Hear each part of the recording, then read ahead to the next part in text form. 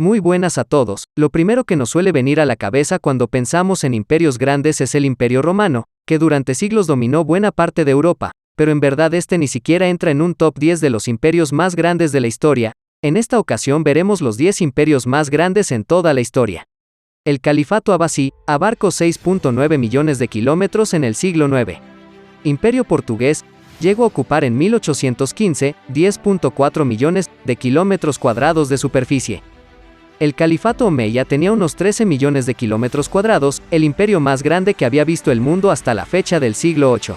El Imperio francés alcanzó su máxima extensión en los siglos XIX y XX, con 12.9 millones de kilómetros cuadrados y 113 millones de habitantes en 1938, época de su máxima expansión.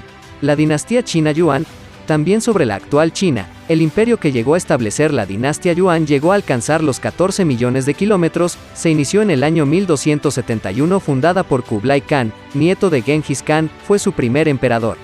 La dinastía China Qing tuvo su máxima extensión en 1790 de 14.7 millones de kilómetros cuadrados y una población de 432 millones de personas en 1851, llegando a albergar en sus fronteras el 36.6% del total mundial, algo nunca conseguido por ningún otro imperio en la historia de la humanidad. Imperio Español, en 1810 llegó a tener 20.4 millones de kilómetros. Alcanzó una población de 68 millones de personas y el 12.3% de la población mundial en la época. Imperio Ruso, con 22.8 millones de kilómetros cuadrados, alcanzó su época dorada entre 1721 y 1917. Su población llegó a ser de 176 millones de personas, un 9.8% del total mundial en 1917. El Imperio Mongol, con una superficie de 33 millones de kilómetros cuadrados, fue el mayor imperio de territorio continuado de la historia de la humanidad, siendo su periodo de máximo apogeo el siglo XIII, momento en el cual alcanzó una población de 110 millones de personas que, en un mundo mucho menos habitado que el actual, llegó a suponer un 25% de la población mundial.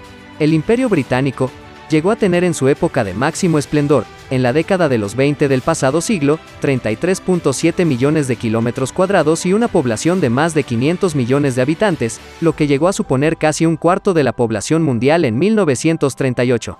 Estos fueron los 10 imperios más grandes de la historia. Espero comenten algo que piensen de los imperios antes mencionados. Sin nada más que decir, hasta la próxima.